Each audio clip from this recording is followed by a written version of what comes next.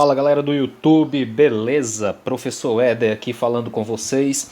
Hoje a gente está trazendo aqui uma aulinha de química falando sobre ligações químicas, um assunto importantíssimo dentro da química que a gente não pode deixar passar. E hoje a gente vai fazer um comparativo entre ligação iônica e ligação covalente, tá certo? Vale lembrar que as ligações químicas em geral acontecem para formar exatamente as substâncias que nós conhecemos, né?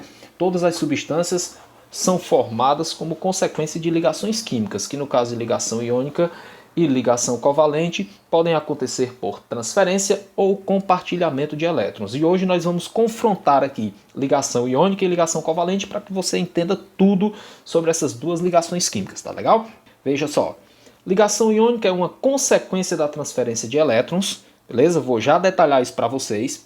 Ligação covalente é uma consequência do compartilhamento de elétrons. Veja só, se é uma ligação que ocorre por transferência de elétrons, a gente tem que ter essa ligação entre um elemento que gosta de perder elétrons e um elemento que gosta de ganhar elétrons. Quem são esses elementos? Os metais e os ametais. Se a ligação covalente é uma que ocorre por compartilhamento de elétrons, a gente vai ter que ter dois elementos que adoram ganhar elétrons. Quem é que gosta de ganhar elétron? Os ametais e o hidrogênio. Então as ligações covalentes só ocorrem entre ametais ou os ametais e o hidrogênio. Beleza? Pronto. No caso da ligação iônica, quem é que vai perder? Quem não gosta de elétron, o metal. E quem vai ganhar? O ametal, que é quem gosta de receber elétrons, pois são muito eletronegativos. Já na ligação covalente, todos os elementos ganham, ninguém perde elétron. Por quê? Porque ela só ocorre entre elementos que têm uma eletronegatividade elevada comparada aos metais, beleza? Então vamos aqui, O metal se torna um íon positivo, chamado cátion, consequência de perder elétron, e o não metal se torna um íon negativo, chamado ânion, tá legal?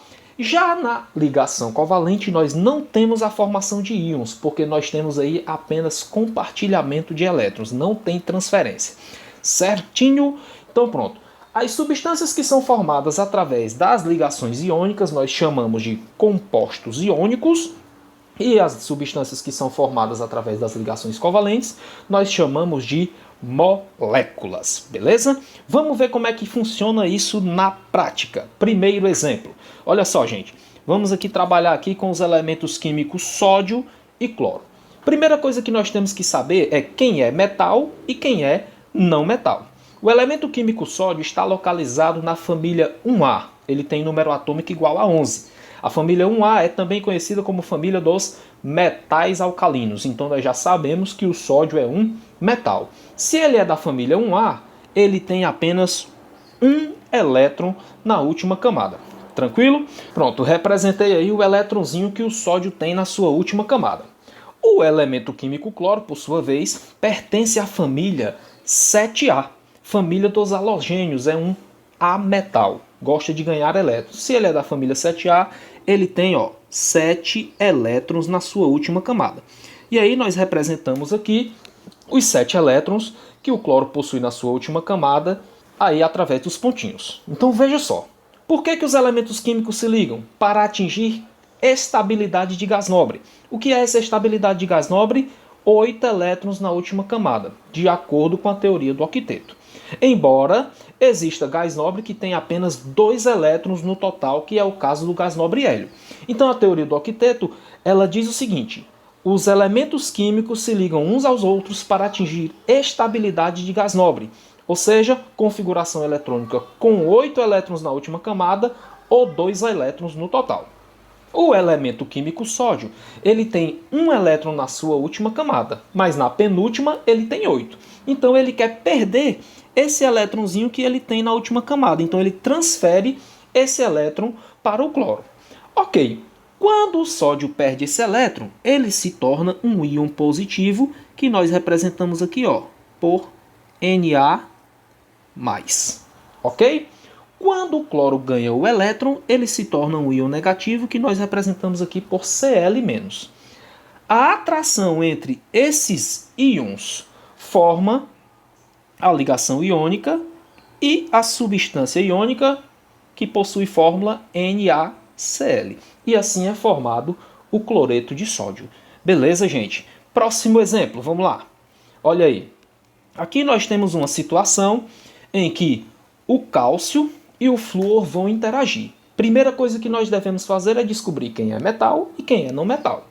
O elemento químico cálcio, ele pertence à família 2A, família dos metais alcalinos terrosos. Se ele é da 2A, ele tem 2 elétrons na sua última camada. Então, vamos representar aqui os 2 elétrons que o cálcio tem na sua última camada. Já o elemento químico flúor, ele é da família 7A, a mesma família do cloro. Então, ele tem 7 elétrons na última camada, representados aí. Ok. O flúor precisa ganhar um elétron para atingir sua estabilidade de gás nobre. E aí ele recebe aqui, esse elétronzinho do cálcio.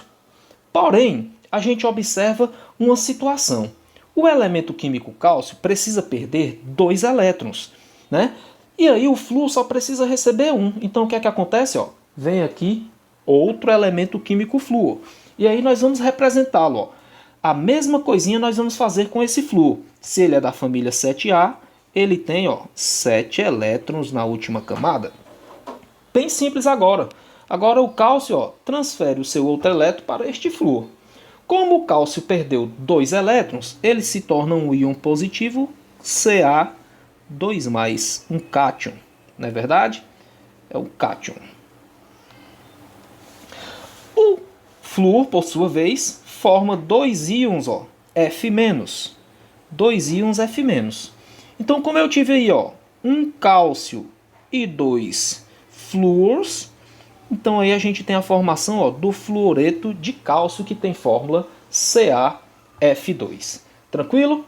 Agora vamos lá para a ligação covalente. Observe o seguinte. Ligação covalente aqui nós temos o primeiro exemplo, a interação entre 2 átomos de hidrogênio. O hidrogênio, gente, ele tem número atômico igual a 1. Então ele tem apenas um elétron. Então eu vou representar aqui o único elétron que esses hidrogênios possuem. Então qual é o objetivo desses hidrogênios? Atingir a estabilidade de gás nobre. Mas qual gás nobre? O gás nobre hélio, que tem um total de 2 elétrons. Para atingir essa estabilidade, os dois precisam ganhar. Então o que é que eles fazem? Compartilham esse par de elétrons. A partir de agora, esses 2 elétrons pertencem aos 2 hidrogênios. E aí, eles atingiram a sua estabilidade de gás nobre. Vale lembrar que essa ligaçãozinha covalente, nós também podemos representá-la por um traço, né? Esse tracinho significa exatamente esse par de elétrons que está sendo compartilhado. Nós chamamos de ligação simples. Como nós tivemos a junção aí de 2 átomos de hidrogênio, nós formamos aqui a molécula de H2. Beleza? Ok. Próximo exemplo. Aqui nós temos agora, gente, no exemplo 2, a situação com o oxigênio. O elemento químico oxigênio, ele pertence à família 6A. Então isso significa que ele possui 6 elétrons na última camada. Então vamos representar aqui os 6 elétrons que o oxigênio possui na sua última camada. Representando aqui o do outro oxigênio também, então estão aí. Ora, se o oxigênio pertence à família 6A, ele é um elemento não metálico, ele precisa ganhar elétrons. Então, para atingir a estabilidade de gás nobre, ele precisa ter 8 elétrons na última camada. Então, como os dois precisam ganhar, eles irão compartilhar agora 2 pares de elétrons, não é verdade? Então, nós temos aí agora o que nós chamamos de ligação dupla. Os 2 oxigênios atingiram a sua estabilidade de gás nobre. Essa ligação dupla, gente, também pode ser representada assim, por 2 traços. Tá legal? E aí nós formamos a molécula do O2, o gás oxigênio. Beleza? Próximo exemplo. Aqui nós temos a situaçãozinha, gente, entre oxigênio e hidrogênio. O hidrogênio, como nós já vimos, ele possui apenas um elétron ao todo, pois seu número atômico é igual a 1. O oxigênio, como ele pertence à família 6A, ele tem 6 elétrons na sua última camada. Então nós vamos representar aqui os 6 elétrons do oxigênio. Ora, como o oxigênio precisa ganhar 2 elétrons e o hidrogênio precisa ganhar 1, a gente já faz aqui o compartilhamentozinho entre oxigênio e hidrogênio. Se você observar, o hidrogênio já atingiu a sua estabilidade. Já o oxigênio, não. O oxigênio precisa ganhar mais um. Então o que é que vai acontecer aí? A mesma coisa que aconteceu anteriormente com o flúor e o cálcio. Vem outro hidrogênio. Ora, mas o hidrogênio possui também, ó, um elétronzinho. E aí a gente tem aqui, ó, o compartilhamento. Não é verdade? E aí nós tivemos, ó, duas ligações simples entre um oxigênio e dois hidrogênios. E nós podemos representá-las assim, ó. Ligação simples, né? E aqui, ó, outra ligação simples. Formamos quem aí, ó? Dois hidrogênios com um oxigênio, a molécula da água, através da ligação covalente. Beleza, gente? Pessoal, eu espero ter ajudado. Muito obrigado pela atenção de vocês. Não se esqueçam aí de se inscrever no canal. Não se esqueçam de compartilhar, de dar aquele like, para que o nosso vídeo chegue em mais estudantes, tá legal? Muito obrigado, um beijão, até a próxima. Tchau, tchau.